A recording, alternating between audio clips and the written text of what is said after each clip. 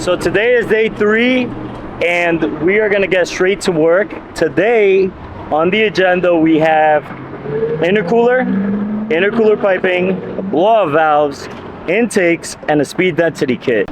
We're gonna get straight to work, and like I said, we're gonna do the exhaust today, finish up on the downpipes, and then get to work on the intercooler piping, all that good stuff.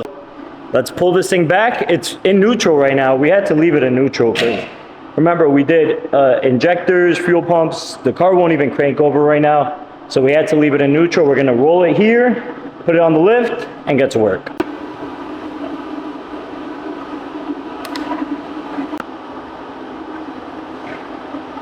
Alrighty, which one are we doing first? Because we have options here. I think we should go with the smallest one first. Smallest one first? Yeah. That guy right there.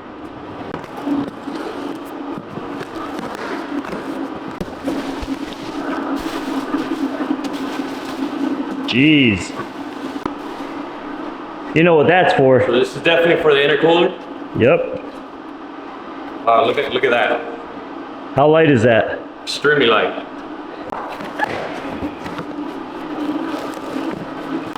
Look at that. Oh, this is the intercooler piping. These are yeah, the charge pipes. Look at that. Powder coated. Extremely good quality. Wait, this isn't the intercooler piping. These are the intakes. Speed density, 3.5-inch intakes. Yep. Oh yeah. I noticed because of the bracket here, and because it has nothing. Here you have your intakes. Yep. Oh yeah, you're right. Look at that. A couple couplers. 3.5-inch piping for your intakes. Yeah, I had to go with that. What do you guys think? And this is going to be speed density, so there will no longer be the MAF on the intake side. Okay. Here you have your other one. This is the intercooler piping. That's a lot. I hope everything is labeled. We'll figure it out. Yeah. Look at that. That's beautiful. Guys, huge shout out to ETS. They were so easy to work with and they got everything out right away. Man, I'm so happy. Most of the car is going to be ETS actually. The intakes, the intercooler piping. We even got the blow-off valves for them, even though they're child blow-off valves. The exhaust system. So they were really easy to work with. There Wow. we go. Look at that. That is a massive intercooler.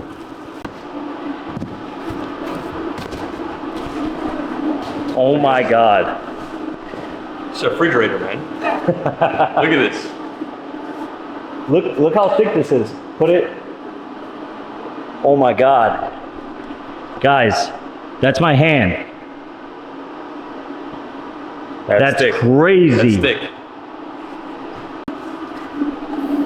That is huge. That's got to be 5 inches at least. Yeah. That is a 4-inch catless Y pipe. Look at that. Look how. This is a 4-inch exhaust, guys, all the way through. Not a single resonator, catalytic converter, or muffler. Everything else is pretty much just your preliminary stuff where you have to get it done before you do this.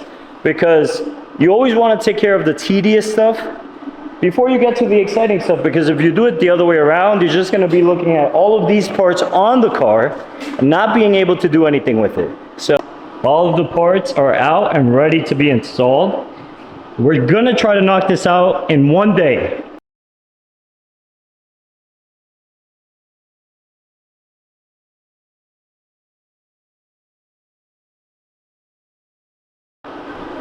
We're going to get straight to work, guys. We took plenty of photos. Now it's time to get down and dirty. The bumper's gonna come off. Stock all parts, intercooler piping, intakes, all that stuff is gonna come off now.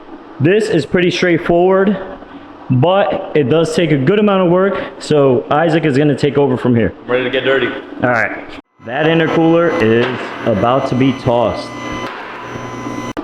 I know you guys don't want to see any of the boring stuff. The under trays are gonna come off, all that boring stuff. So we're just gonna fast forward to the parts being halfway through the process, taking off all of the stock parts and starting to install the aftermarket stuff so that you guys won't get too bored, all right? Quick update, guys. Isaac has been at this bolt for a hot minute, working diligently. So this is the threading that Isaac was having issues with, and he finally was able to thread it through. So he's gonna stick the stud in now, and from there the downpipe should come on. This side is already all fully set up, just missing this side. And just like that, Isaac got it done. All 5 studs are in. Woo! Same thing on this side. So the downpipes are now officially in. They're fully bolted, all of the studs are in. It was a pretty tough job to do. One of them was, the thread was a little bit off, so in order to put them in correctly, just had to go through the proper steps. But these are properly in now. We're good to go. So, exhaust time? Yeah, I think so. Yeah? It's exhaust time.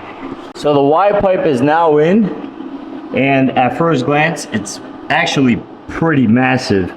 It's a 4-inch, it's a true 4-inch, and it goes all the way and it connects very, very nicely to the downpipes. So this entire exhaust is going to be stainless steel. We decided not to go with titanium just because we've heard pretty bad reviews on them. Next we have that, and we'll put the catback section on. So we're moving pretty quickly here. The next section of the exhaust is now on, and it is a very, very nice exhaust. All the welds on it, just all the attention to detail on this. Next, and the final part, is this section. All right, guys, we're gonna show you what we did today. So we started over here with the downpipes. 3.5-inch AMS downpipes. We had a little bit of an issue with one of the studs over there. I had to re-tap one of the thread holes in there because they got damaged during removal. But we got it all taken care of. Everything looks good. After that, we have this 4-inch mid pipe from ETS. Very simple install. You could definitely do this at home. After that, if you come back here, further over here, we have the 4-inch axle back exhaust, again from ETS. If you can just take a look, it looks amazing. So what I like about this exhaust is that these are welded on, so nobody could steal your exhaust tips ever. It's one single piece with the catback, and from here on out, this connects all the way to the Y pipe, then to the down pipe. So you did a great job, bro. Thanks, brother. This is a sick exhaust. I'm excited to hear it. Now, we won't be able to hear it today because we have fueling in the car set up for E85, but we don't have the E85 tune yet. On the tune. So we're waiting on the tune. We'll have that shortly. Up next, guys, we are gonna do the front end, the intercooler piping, blow-off valve, intakes, all that good stuff. So the front bumper is gonna come off completely, and all of this piping and these intakes are gonna go straight on. Interestingly enough, this is actually gonna replace the current crash beam on the car because that intercooler is so large that it won't fit with the stock crash beam. Ready? I'm ready. Here we go, guys.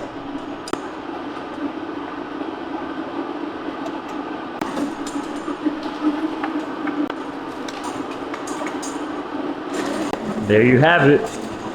That is a fully exposed 2024 GTR. It looks pretty good. All of this is gonna go. This is gonna be cut in order to fit that massive intercooler. This crash beam will be replaced by that. I guess you could get started right here. Yeah. Take that crash beam off. And interestingly enough, the GTRs have two separate intercoolers. So if you look, they're actually divided. and each one has its own routing system up top. But yeah, let's get to work here. Let's do it. How heavy is that? So- Yeah, Oh yeah. yeah, because when you let it drop, that's got a lot more weight to it. This is gonna go, so is this, possibly this. Hope not, because I don't want to start shaving stuff off, but if we have to, then we have to. We are gonna let Isaac take off the stock intercooler as well as the front meshes that are plastic. We won't need those. It actually came with its own fridge. This is what they call it. And this is gonna be a mount for the actual intercooler so that it doesn't make too much weight on the front, and so that it also won't pull the front bumper down. So it'll have its own brace. All of this, the whole plastic front end, is gonna come off.